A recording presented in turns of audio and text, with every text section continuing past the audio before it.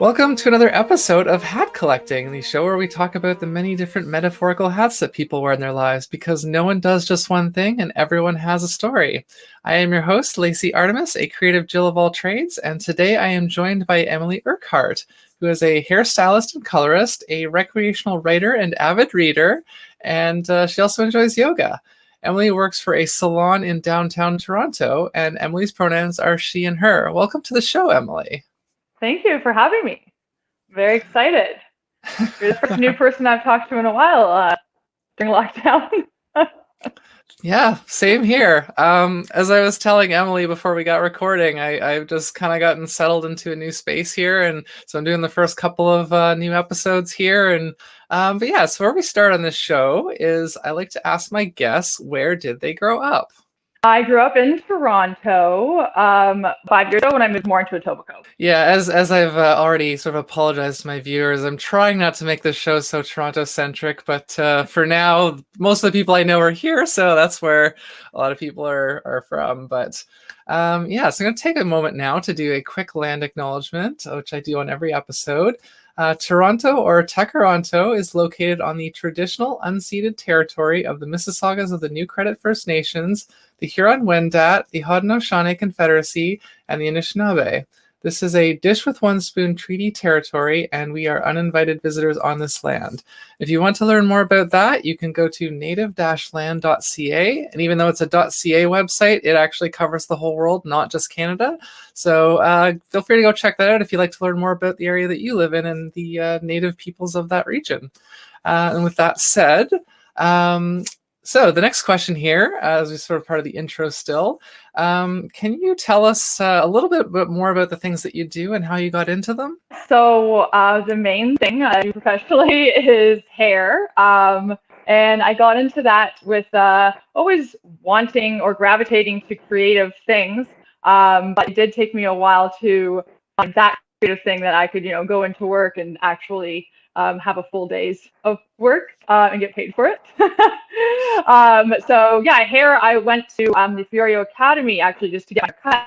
And then it kind of all clicked that hair's a job that maybe I would like. And so that's how I got into it there. And that's pretty much I think the major hat I wear. Other than that, reading, I mean, just my mom always read, and that's something we always enjoyed doing together. And I still always feel like you can easily escape with a book. And you said that you're also a recreational writer. What kind of things do you write? So writing was always something that kind of naturally I loved, whether or not I was good at it, but I always felt, happy when I was writing. And then with hair, that was so great. That was what took the need to be creative. Hair kind of over that. But then during lockdown, obviously I couldn't do hair. So I kind of went back to writing and started writing a book during lockdown, first try. So the others, but that's kind of been what's keeping me busy. So currently recreational, maybe one day professional writer. And so is it fiction, nonfiction? Fiction. Yeah, that's the not real one. Yeah. Right. I know about fiction. Yeah, so you said that kind of the main hat that you wear being hairstyling, or I guess coloring. Do you do both, or more the coloring? We would have learned both. Yeah, I can do both, but definitely my specialty is color. And that's the thing I'm always taking classes on, and or I'm excited about. Whether styling, I don't know, I get pretty bored doing the curls and the cuts. So yeah, I'm sure stylists would say the same about coloring.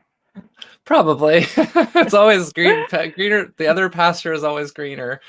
What would you say is maybe one of the biggest misconceptions about doing hair coloring? I would say that the biggest misconception would be that we actually put on your head the color that you point in the book. That is a color that's on a white swatch. Your hair is going to do completely different things. So it's not about just going and getting that tube and then putting it on your head. We actually have to mix something that's going to make your hair turn into color, I guess. So not as easy as one tube. Sometimes it is, but often not. The interesting thing that I'm thinking of as you say that is when I've been there to get my hair dyed, I noticed that the mixture that you make, it's kind of like this almost it almost looks like Elmer's glue, like the whitish glue. Like it doesn't. It's and so it's like yeah, it goes definitely. from, It's not like brown that I'm putting in your head. yeah, and then you put that in, and then that's what creates the color. So it's just, and so does it always end up being that kind of clear liquid? Yeah, like certain colors, let's say a copper, mixes more purpley actually in the bowl, but generally it's always going to be a tone of that kind of beigey white color in the bowl. Unless you're doing like a fashion color that's like a pink or a blue, that will just look exactly like it's supposed to look like in the bowl. Yeah. Interesting. I just Yeah, learned so it's more something. about like all the colors are numbered, and then you're kind of using those numbers to mix the reds and the greens together. And then, you know, from experience, I guess, hoping it turns out. Well, as my more astute listeners and viewers will have figured out, this is not my natural hair color, but I think it looks very good on me, so I'm sticking with it. Not my natural hair color either, but also sticking with it. Yeah. Hey, you got to do what works for you. Actually, I kind of want to like ask you a little bit more about that. What are some other things that maybe people don't know about hair, like styling and coloring, that you think that should be more well known or more widely known? I would say that, yeah, we can't do magic. Like your hair can only do so much. Like some people's hair can get really light even though they're naturally dark, and some people can't. You still are born with it. And it's so unique to each different person, which is kind of the nice thing about it. No color is going to look the same on anybody. So you can always kind of have it individual. But I think sometimes people are confused when they want the picture, but it's like they have hair like mine and are showing me a curly hair picture. Well, the color's not going to be the same because your hair is completely different. So I think that sometimes is tough. Even though you tell them that, their expectations still exist. They're still hoping that magically, like, they're just going to grow new hair. So are you saying that like that color actually does apply to hair differently depending on if it's straight or curly? Yes, but also just like curly hair sometimes, I mean, depends on the person, but it can take it differently, just like straight hair would take it differently, maybe around the baby hairs or so. But more importantly, curls, like I was putting in highlights, your curls gonna pick up the highlights completely different than my straight hair would. My hair here, these highlights that I have that look so kind of like hardly noticeable on my hair, with your curls, like if I had curls in my hair, you would see each individual little tendril, just because the curls add that depth and dimension. So yeah, it never is going to look the same with your different hair textures. And I would apply the highlights much differently on curly hair than I would on straight hair. That is interesting. To me anyways. Yeah, it's like I remember I bought this book I feel like a few years ago now. It was called The Science of Black Hair, because I heard about it and I was like, you know what, I'm the kind of nerd that like I care very much about my hair, and even though I obviously don't have the same hair, like I'm white, so I don't have the same hair as black people, like the same texture and everything. But I bought that book and I was like, I'm going to read this. And then I ended up lending it to a friend of mine who was a black person, and I forgot to get it back. So I didn't get to read it, but maybe I'll get another copy, because like I mean, there's got to be stuff in there that it's still going to be useful to know, I feel like. Yeah, and I think just doing, I mean, your curly hair would be as the same level, but you might find that you still can like some of those more moisturizing products.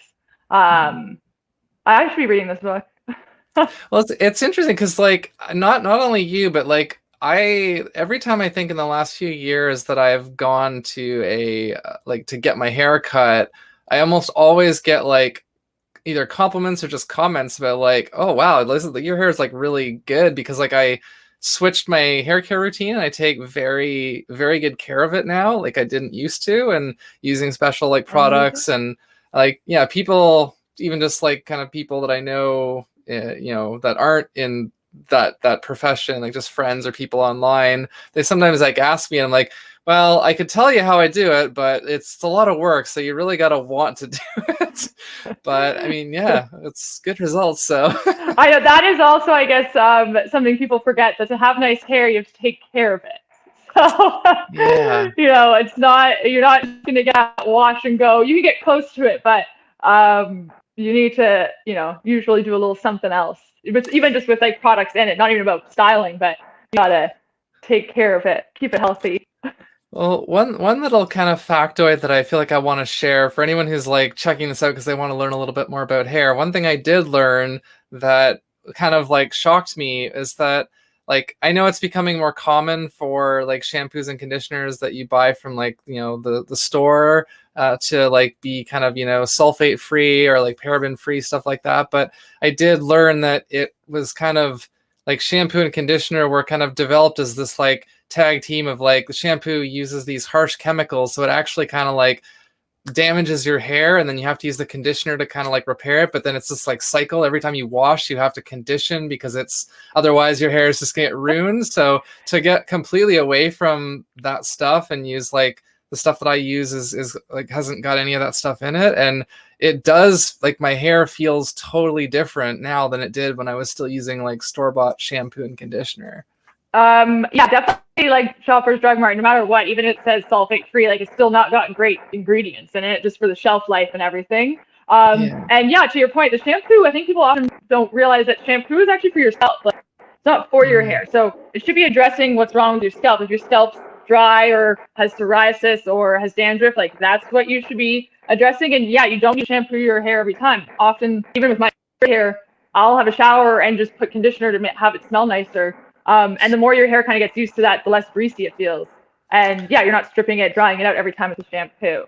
Shampoo is definitely a little overused. And it is a vicious cycle because you start getting greasy because you shampooed too much, and then Yeah, like I made that switch I think 2 or 3 years ago where I read about like you shouldn't wash your hair, like shouldn't like use shampoo more than once a week, and that initially that sounded ridiculous to me, but then I started doing it and it's like it actually works. Like I only put shampoo in my hair about once every like 5 to 7 days, and it's great. It's very healthy. I will say though, for all these straight-haired people out there, we can get away with like not that long. Like definitely curly hair soaks it up. So if you have straight hair and you're like, why can I not go a week? It's because it just can't. That's good to know. Yeah. I'm sure there's somebody who's probably gotten over the hump and done it, but yeah, definitely me after 3 days, like it's my hair is just too fine. It just greases down.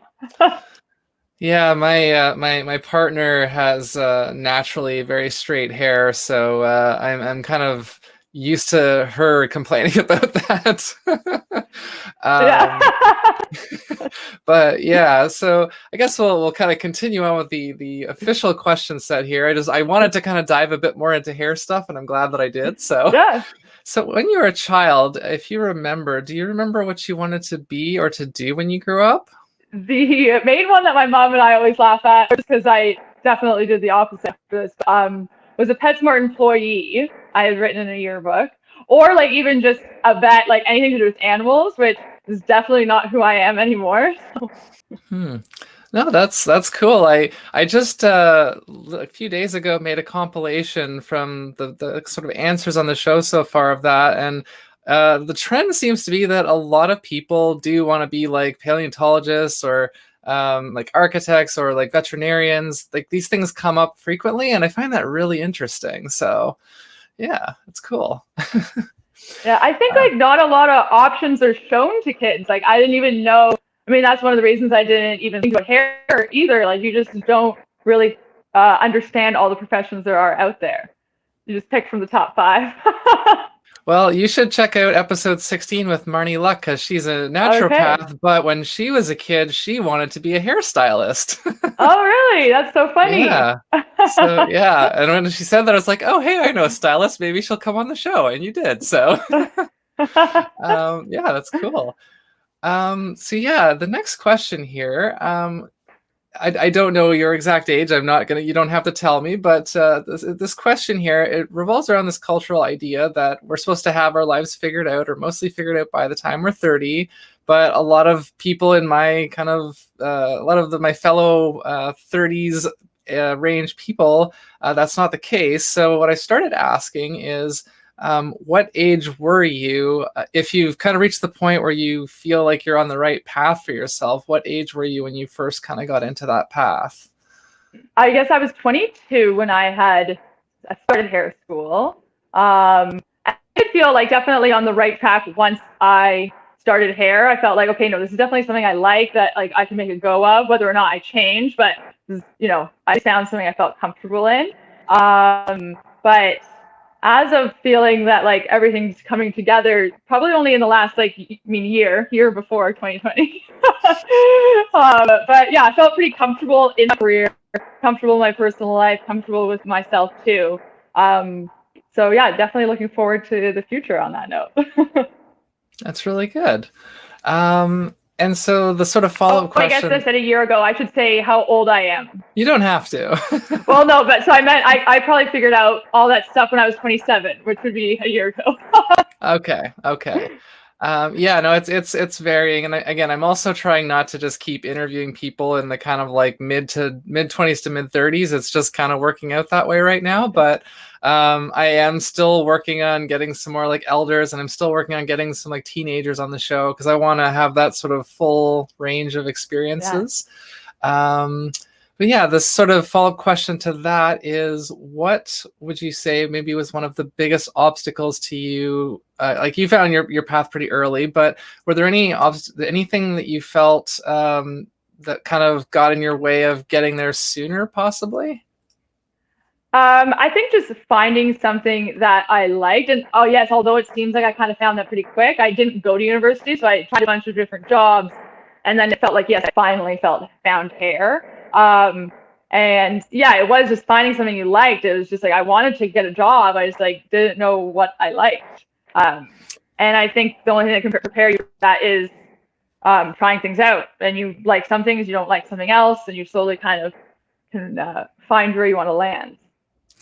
Yeah, that's honestly a big part of why this show exists and why I started it, because like as you said, we're kind of only presented with certain options as kids. Like we're definitely encouraged towards certain things, and ever since I was a kid, I can remember saying like, "Oh, you can't make a living as an artist." So it's just like, "Oh, you can be like an artist as a hobby, but you can't do it as a job." And that really frustrates me because I think we all have an artistic bone in our bodies, some more than others, but I really wish that was promoted and cultivated more, and more of an actual viable thing for people to do.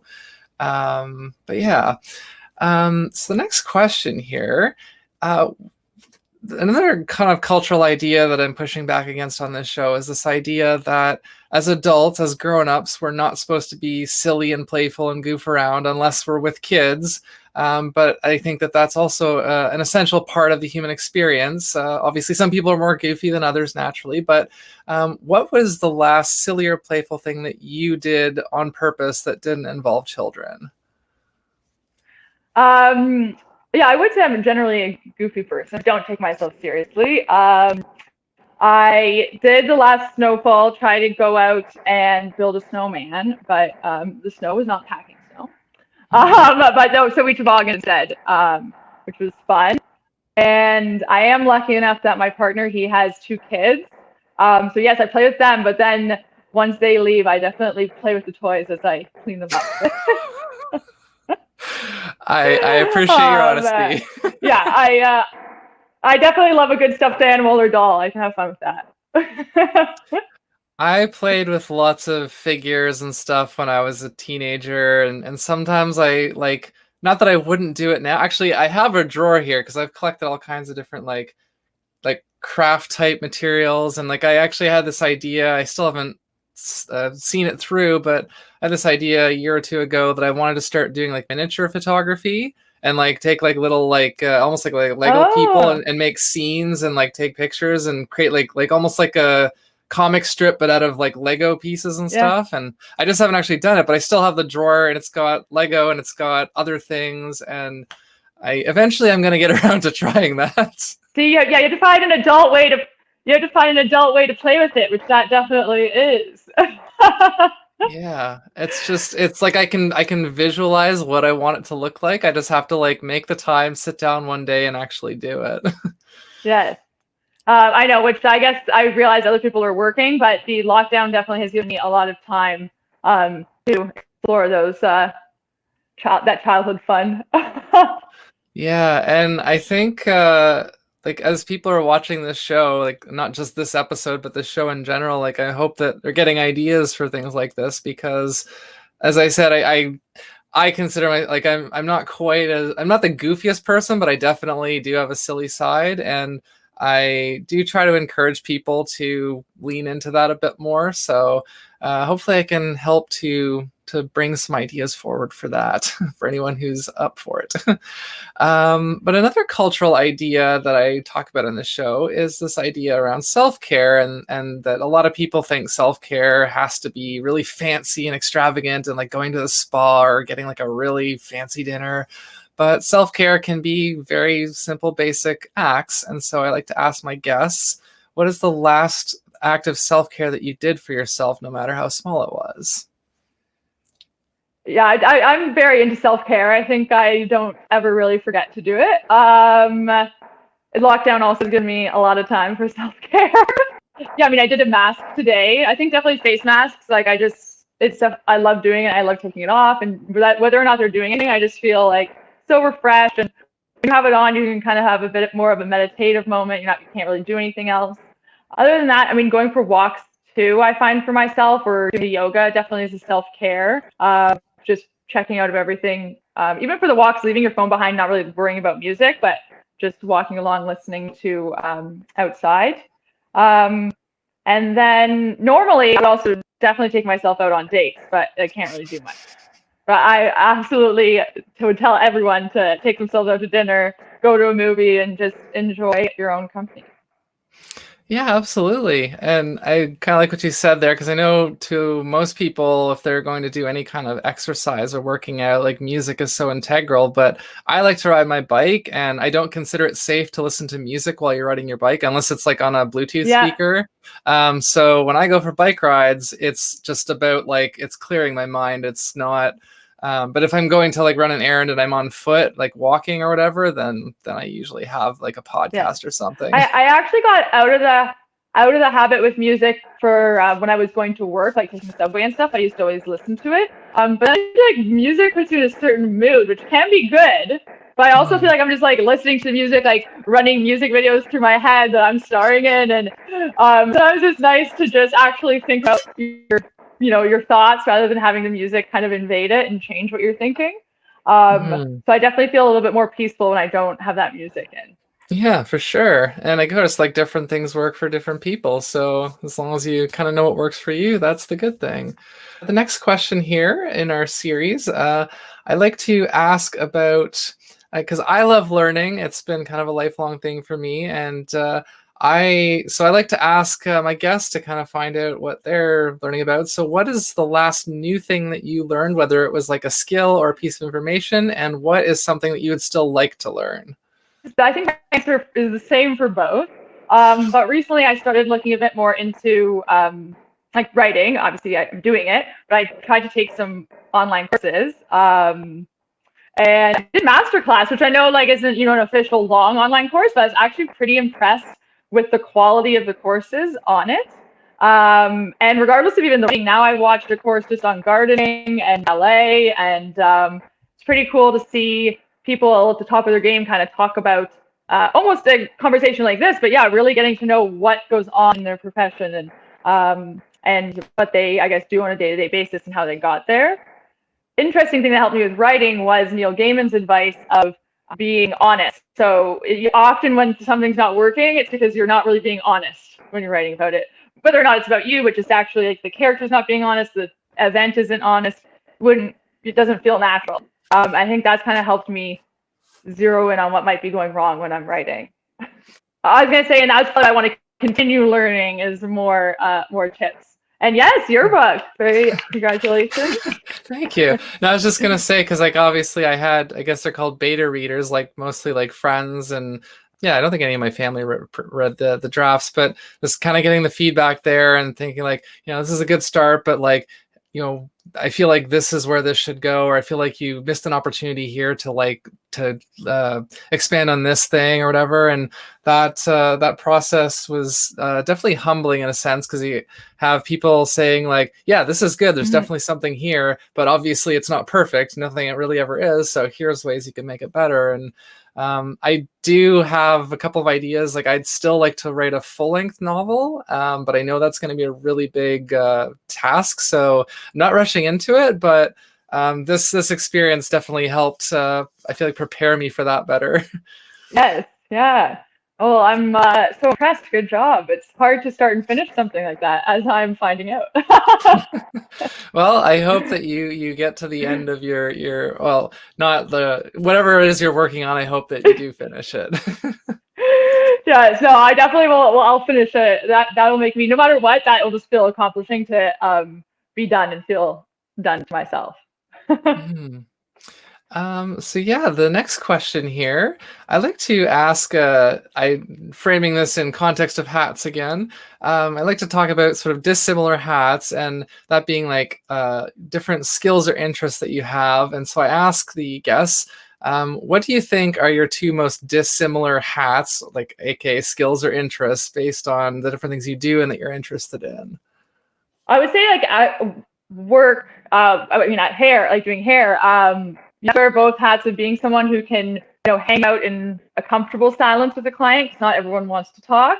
But then you also have to be somebody who can pick up when someone does want to talk and fill that silence if they can't too. So just different hats of, yes, having to accommodate a more introverted client and kind of match that with my own energy, and then also quickly raise your energy to your next client who's going to be much more loud and talkative. Yeah. Okay, that makes sense. Yeah, it's again, this is one of those. This is the one, I think, the one question that tends to either highlights the reality that for a lot of us, like our jobs are very like focused on either left brain or right brain, and then like outside of our jobs, we tend to kind of make up the difference with like our hobbies or other things that we do, Mm-hmm. or it can just be like oh, just this task that I do has these two very different things as part of it, and I have to do both at the same time. Like for me, like hosting and producing, I feel like are fairly dissimilar in a way, and I've gotten a lot better at doing both at the same time, but sometimes it's still, when I'm in like host brain, I miss things that producer brain would do and vice versa. So yeah, but I mean the end result is working. People are liking it, so I guess I'm doing something right. Yeah. I mean, I think it's also good to try out all, like, or be able to do all the different jobs. So when you end up maybe just doing one, you still understand what that other person is doing. Now you know how a producer feels. And Yeah. I was just recently on another podcast, actually, a friend of mine, and so I got to be a guest for a change, and that was interesting. And I'm scheduled to be on another podcast of sorts. It's like an Instagram live thing. I'm supposed to do that in like a couple of weeks, so that could be interesting too. So this next question here, I've been kind of trying to focus more on like pre-pandemic stuff, but if you want to answer it for both kind of pre and currently, I like to ask about schedules, because that kind of factors into like what we do and how we do it, and like morning people and night people. And so before the pandemic, what was your schedule like, and do you have a peak time of day generally? yeah, I think with hair, like any schedule that you end up setting, it's important to keep it as a routine, because your clients, like, you start building clientele. Like if you're someone who works like me, 11 to 8, I have a lot of evening clients. Where I wouldn't, if I suddenly switch my day to a morning, I wouldn't have anyone at 9 a.m. I don't get anyone then. Just because that's, as you grow your clientele, they get used to your time slots. So I would say evenings for me, like after work, would be busy at the salon. And then Thursdays and Tuesdays, and then Saturdays would be like the big blowout day, like everybody's there. And now with lockdown, I would say that even though I am a night person, I actually think I get most of my writing better done in like from 11 to 3, like 11 a.m. to 3 p.m. Fed by 10 p.m. Not much to do. Yeah, no, that sounds about similar for me. Usually, as I'm a morning person, and usually kind of the first sort of few hours of the day up until maybe around lunchtime, and then from there it's sort of like a slow, steady decline. But yeah, I think because I have worked like in the distant past, I've worked at like part-time jobs or like minimum wage jobs where I'd have to, work like, 5 to 9 shifts or like 3 to 9 shifts. And obviously I can do that. And then just you get home and you kind of wind down and go to sleep. But yeah, yours I feel like is kind of a unique thing because like you're working, but you're also having to like talk a lot and kind of always be like thinking about things. And yeah, it sounds kind of tiring.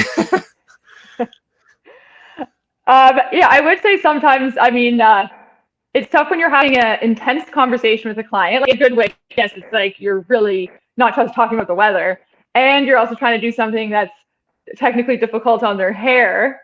It's a lot to like be actually present in the conversation, but also do the hair correctly.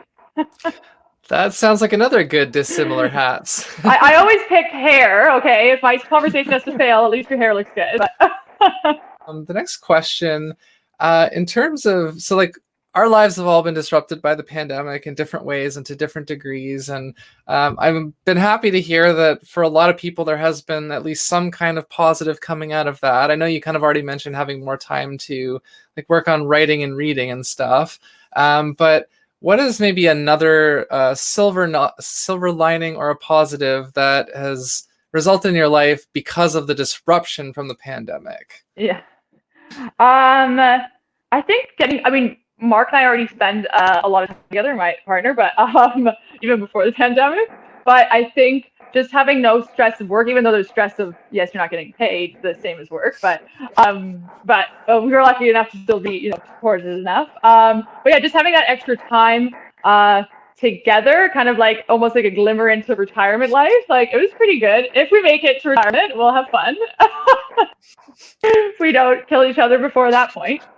And I think I am lucky to be in a relationship that felt almost like stronger after this. I know, a lot of people locked into their tiny condos did not have that experience, which is maybe a silver lining too. It kind of got you to realize who you were with. Yeah, I've heard that a lot of people, it's kind of either forced or allowed them, and as the case goes, to kind of reassess their situation and what really is important to them. And so some people have kind of realized like, oh yeah, maybe I'm not really that happy in this relationship, or maybe I really do wish that I had taken up this hobby, or maybe I really do want to go back to school. And so that's been encouraging to hear. And so I just like to try to get a little tidbit from each guest in their particular case. So thank you for sharing that.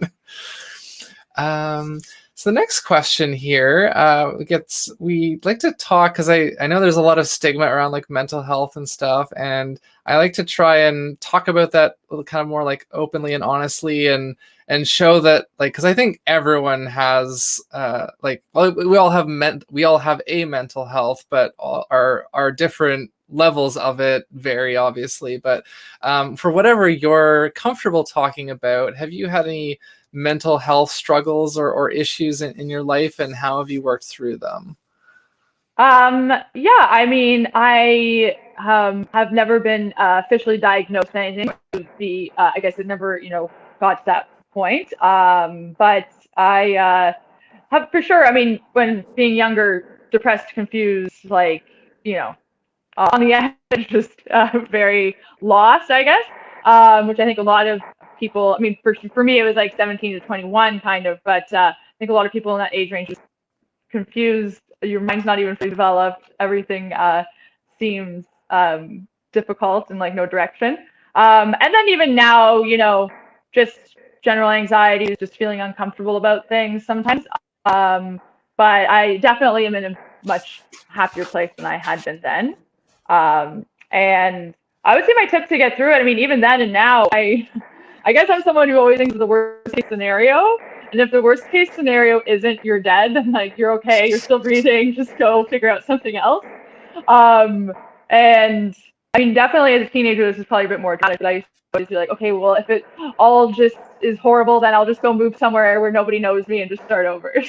I don't know if that's good best advice to everyone, but that was my way out in my head. Like, okay, you can just, as long as you're still breathing, there's going to be an option. So just make it to that next breath. And the next one might be your least heavy breath, and like the time you actually finally feel relaxed and relieved. I like that. That's I think that's good. That is good advice. Well, yeah, So works for me. Maybe not everybody. My escape plan. yeah, like I've been dealing myself with like I've been struggling recently. Like the winter's always the hardest for me, you know, less sunlight, and I'm very sensitive to the cold, and I've been just a lot of stuff has kind of happened in the last couple of months, so it's been challenging, but I feel like I'm starting to kind of get back on my feet, and spring is just around the corner, hopefully. Yeah. And I mean, it that is should getting definitely lighter help. out. Yeah, it's not. Yeah, it's I see. I find myself wishing like because it's the temperature doesn't exactly correlate with the amount of like daylight. Like it's you know the longest day of the year is July 20th or 21st, like for the most sunlight, but that's not necessarily the hottest day of the year. And so I find it this kind of Yeah. like frustrating paradox that like by February it's like the coldest and most miserable, but we are getting enough light that it feels like it's not Yeah. all terrible. Yeah. It's So not dark. Like, yeah. yeah. That's actually what I found hard about the lockdown in December. It was like dark like till 10 a.m. and it got dark at 3 p.m. I was like, what is this day? Am I just sleeping the whole time? It's definitely hard to get motivated and do anything because I just had never noticed how dark it was the whole day. Yeah, it's and I think like we're getting closer and closer to abandoning daylight savings time, which I'm happy about because it's just always Yes. a an inconvenience to remember to change the clock and then to lose that hour and just yeah, let's just get rid of it. It's not useful anymore. I know it just throws us all off. Yeah. So yeah, like as you kind of alluded to in the kind of previous or a couple of answers ago, I guess. I've been asking in more recent episodes about like relationships and kind of supports in your life in relation to your kind of your goals and your aspirations and the things that you want to do. And I had been asking about like, how are your like close relationships supportive, but the kind of idea I guess I'm trying to get at is both like what is an example of someone who has been supportive and maybe where's an example of where you kind of wish somebody had been more supportive and they were kind of lacking in some way, if that makes sense. Yeah. I always like I'm lucky enough to feel very supported with my family, like and my friends. I think I again, yeah, just very lucky to have such a good support system there. And I generally don't like even if one person isn't what I want them to be, I guess. Like I've never really noticed that because I just have I mean, this is the next person I'm gonna look to, even if it's the next person's myself, but like I don't really I guess I'm lucky enough to have so much support. In my head, I don't need it, but I'm really just getting it all the time. So, Okay.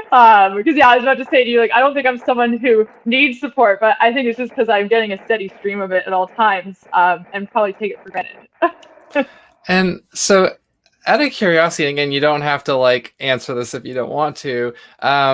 In terms of like kind of when you found like the hair stuff, then you're like you were really interested in because I feel like that kind of I mean it is I guess like it's not just like a creative thing, but like was that something that like your family and your friends were like, oh yeah, that's a great thing for you to pursue, or was there maybe a little more like go for something a bit safer or No, I mean, so like I had gone to university for a minute and like never even found some of my classes, and then like, a month in was like talking to my mom in the stairwell of the dorm, being like, I just like did the math of like how to even pass these midterms, and like there's no way I'm doing this.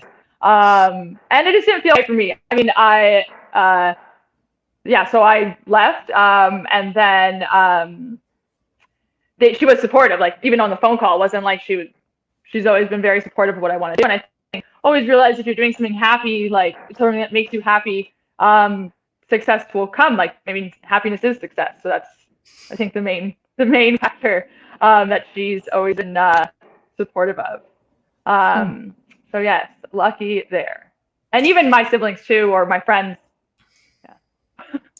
Yeah, you just made me think of something because you said happiness is success, and I really like that. And that reminded me of this thing that I've heard, and kind of in terms of that, like, what did you want to be when you grew up? And I've seen people point out this idea that like it's always that you have to like get like a job when you grow up. You can't just be like, I just want to be happy when I grow up. And I think that's another thing that kind of really needs to be out there more of like, yes, you're obviously gonna have to support yourself, but like you also want to try not to be like miserable doing it. So I do think there's a lot of, even though that seems like a very simplistic thing to say, happiness is success, but I do think that there's a strong kernel of truth in there that if you're not happy with what you're doing, then you're gonna like, or if you, even if you maybe aren't like in your dream situation, if you're at least, you know, content, then that's definitely something. Yeah, so the next question. Yes, I think finding happiness in the small things too, like even when even if you're not working in a job that's your perfect, like spiritual, oh, this is exactly what I want it to be, just finding those little moments of happiness or just feeling accomplished at the end of your day. And then maybe if your job's not your part of your day, like doing something at home that is, and making your hobbies a little bit more important to you.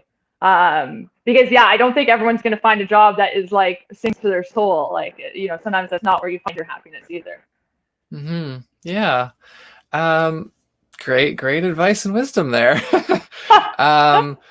So the next question here, again, kind of in the same vein as these other questions, I like to ask about like, I preface this by saying failure can be a good thing, because obviously when things don't go the way you expect, or if you fall short on your goal, then you learn like, oh, I would have been more successful if I'd done this, or that would have gone less badly if I had done that, or whatever. So I like to ask, what is something in your life that didn't go the way that you'd hoped, or that you know, failed at, but you learned something really valuable from it, and what did you learn?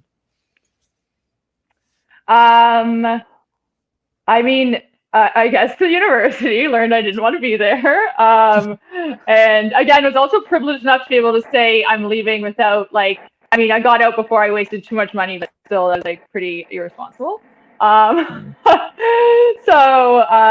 I guess that failure just taught me to, you know, don't just go with the flow. Like think about what you actually want. Like I just like, oh, after high school, I guess you go to university, I'll do this. But it wasn't something I had really put too much thought into, and didn't really think about myself. So yeah, I think then I really tried to think about like, what is this decision meaning to me? And is it something I actually want to do, or am I just going along for the ride?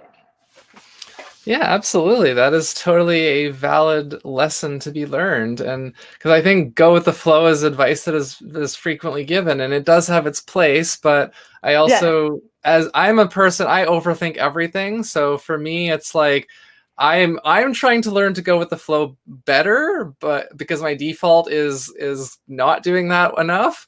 But for some people, maybe they go with the flow way too easily, and they need to actually stop and think a little bit more often. Yes. I think also something that was is an intention of mine in the future is to actually fail more. I feel like I don't actually have that many failures, only because I don't often try something new or put myself in an uncomfortable situation that wasn't, you know, just even like writing this book, like I don't actually have experience. But if I finish it, even if it doesn't do, you know, get published, I'm still happy I tried. And the fear of failure sometimes stops you. I mean, people always say that, but yeah, I don't want the fear of failing to stop me as much. I hope to fail more things in my future. I like that proactivity. Yeah. So I know we've a lot of advice has come up here on the show, which is great, like kind of intentionally and indirectly. But the next question here, I like to specifically ask for advice, whatever you want to give or are willing to give. And I have 3 different groups, but you can either give the same advice for all 3, or you can give separate advice for each one. But what advice would you give to a teenager? What advice would you give to a 30-year-old? And what advice would you give to like a grandparent? Okay, so yeah, teenager, I would say like try your best all the time. Like I'm not saying that you need to be the best, but I think as a teenager, I often like didn't think it was cool to try, or wasn't interested in trying, or didn't even pursue the things I liked because you're trying to blend in. And looking back, it's like, oh, why didn't you just try harder? It would have been so much easier. So yeah, try your best. And And someone of my age, I would say, I guess don't worry about where you're at with your career or personal life or anything. I think definitely at my age, people are hitting milestones. And I think it's about making your personal milestones. Don't worry about what the, social ones are or what everyone else around you is doing. And a grandparent, I don't know if I have business giving them advice. I guess maybe, I don't know. I need advice from them. I need to be asking them for advice. Well, I think the part of the reason that I added this question into the show is because I realized that I know it is our kind of default to think that you can only give advice to people younger than you because you think like, well, I've got more life experience, but there's totally things that like we know more about than our grandparents do. So that's kind of why I ask, like, if there's something you think that your grandparents could learn. Yeah. Okay. I got one. Maybe don't hold a grudge. Like, if you're upset with somebody that you want to make amends with, like, don't put it off till tomorrow. And yeah, don't harbor any resentment, I guess that would be mine. That is valid. That is totally, that's good advice. Absolutely. Yeah, so the next question here, gonna give you a chance now. I'm glad that I added this in. I don't know if I gave you the preface already. Probably not. I don't think we talked that much about it yet. But so I give the guest a chance to ask me a question if they want to. And a lot of people had asked me, why did I start the show? What do I hope to kind of get from it? Or what do I hope becomes of it? And so I've kind of answered that one a bunch of times. So if there's anything else that you would like to ask me. I was going to ask you a question back from your bonus episode questions, but what is something that you like to geek out about? Oh my goodness. So many things. Honestly, most of the time, like I said, I just love learning and I'm always trying to learn new things like every day. And like the kind of the genesis of all the things that I'm doing right now sort of started from a blog that I created back in 2013. It was called Curiosity Crossroads. And it was literally just every time I learned a new thing that I was like, oh, I want more people to know about this. I would write a blog post and I would either like, attach the picture or to just quote whatever thing it was and like just kind of give my thoughts on it and like what it made me think of. And I did that for a little while. Cool. And that kind of then led me to starting my first podcast back then as well. And then I was interviewing people similar to this, but I was deep diving more into like their actual like career, what they did for work, and not asking such general broad questions. And just whenever I'm talking to my friends or even like now my partner, just whenever I learn something new that just like, I'm like, that's so cool. I love to share it. And learning how things work and learning new things, just, it makes me so happy. And I love to share that. So, and when I learned, like, that's what I was saying, like, I bought that book about the science of black hair. That seems super geeky, but it's just like, I'm just really fascinated. I want to learn more about hair. That's just the moment that I was in. So, yeah, I'm just geeky about learning, I guess. Yeah. And I guess I'm a little bit way like that too. I definitely like to get to the bottom of everything. And the other thing I've been for a while now, and this is something I am eventually going to do, I just haven't got there yet, but for a while I've been thinking I'd really like to, even if just once, I'd like to like host a game show kind of thing, like a trivia thing, and have like, I would be, the like, not Alex Trebek, but that sort of thing, like the host, and then have two competitors, and I would have done the research and write the questions and kind of moderate it. And I'm going to do something like this eventually, hopefully soon. Like I said, even if just once, but I'm like, I really want to try it and see how it goes, because whenever I find like kind of nerdy trivia things like that on YouTube or whatever, it's just like, man, that looks so fun. I would love to do that. So, game show. Trivia game show definitely seems like something that's a collection of all the things you like to do. Yeah, so that'd be good. I'd watch it. Stay tuned for that. And that's actually, so I've also noticed, because like I do make the show available as just an audio only podcast, because most of it you don't necessarily need to see what's going on the screen, but that is something that if I do, like, guess people could just listen to that as well, but I'm trying to think of more ways to like make this more worth actually watching besides just us putting on silly hats at the end. So that's another thing that I'm the wheels are turning about. Yeah, so to kind of round this down here, are there any charities or specific causes that you would like to raise awareness of? I actually need to get better at that myself. I feel like this past year, I mean, with the lockdown too, I was actually able to, I guess, kind of research that more. And I think when I'm back in a more financial situation, I'll definitely be donating more than I was before. I don't think I ever felt like I was just too worried thinking about myself in my early 20s to, I guess, think about others. But something that also helped me with with my book, and I don't actually know if I'm even looking at the best space for this, but I was finding it very hard when I was researching a character who was part of the LGBTQ2 plus community. Like, there wasn't a lot of information online, like that was easily accessible compared to other things like with Canada based, that you just type in and it all comes up on the Canadian Encyclopedia. Stuff that came up for the LGBTQ2 plus community was, yeah, just a lot of cis white men, like, which is fine. Yes, those were important moments too, but I really couldn't find anything else. Someone had mentioned to me to look on the archives with a Q, and that was helpful. And I know you can donate to them. They're in Toronto, and it kind of, I guess they're trying to start, or they have been for many years, trying to get an actual area where all of the Canadian and Toronto information on the LGBTQ2 plus community can be stored. And I think even on their website, they're actually making a point to try to be a bit more diverse even within themselves. So I guess they even hadn't really been at the beginning either.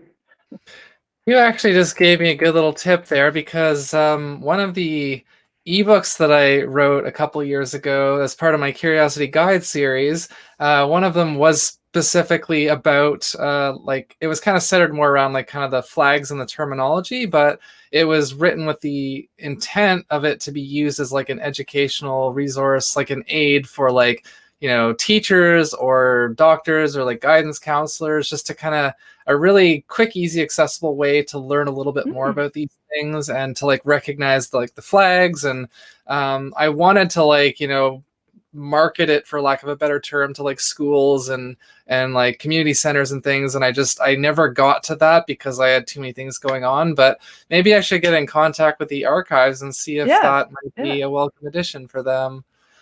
Yeah, so thank you for that. No problem. I'm excited. I've only really recently learned about them this year, so I actually have never been able to go in person. So that will be definitely on my list of things to do once we're allowed Absolutely. Absolutely.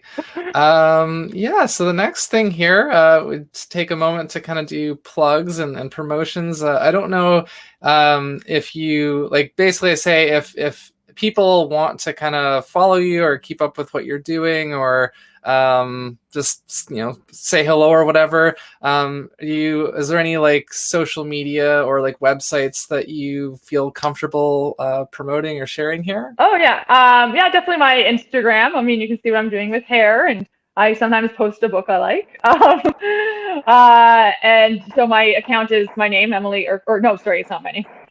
My account's MEM_Urquhart, my last name. Yeah. Okay. Yeah, I'm sure actually if you searched my name, you could probably find me.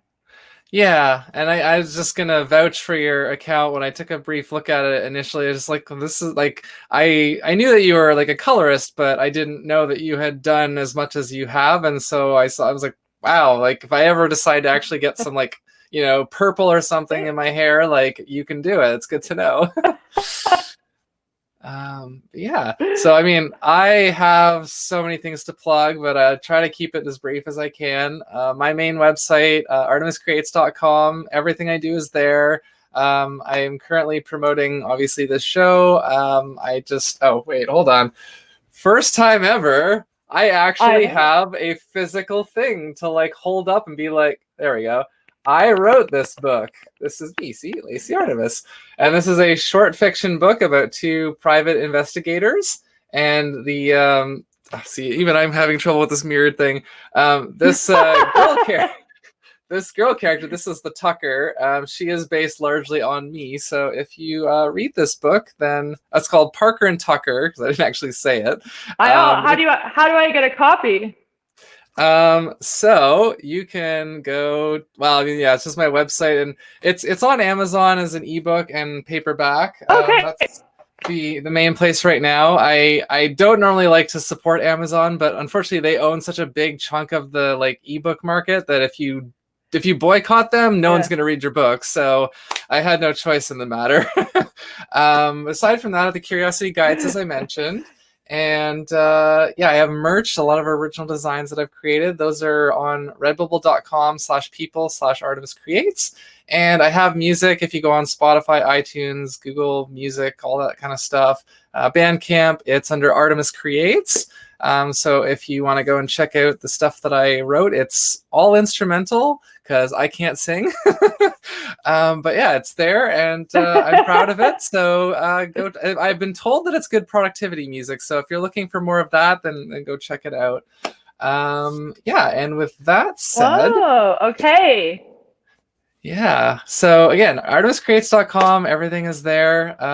And yeah, you can find it all there's other stuff too. It would take me like 10 minutes to go through everything that I do and have done. So I try to just focus on the main stuff. But yeah. But your music I might check out because I've recently got into productivity music. I didn't even realize it existed, but yeah, because when I'm writing, I don't want to have I want music on words sometimes too intense. You know, I'm trying to write words. So I've definitely got a bit more into electronic music, but yeah, soft electronic music. So I'll have to check out yours.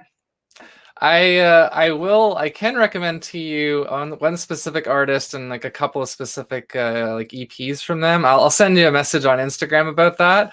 But they're one of my personal favorite ones for that, because I don't always just listen to my own music. But yeah, so we are now at my favorite part, or one of my favorite parts. We get to put on hats and kind of say goodbye to the good people. So yeah, do you want to go first? Where's my hat? Okay.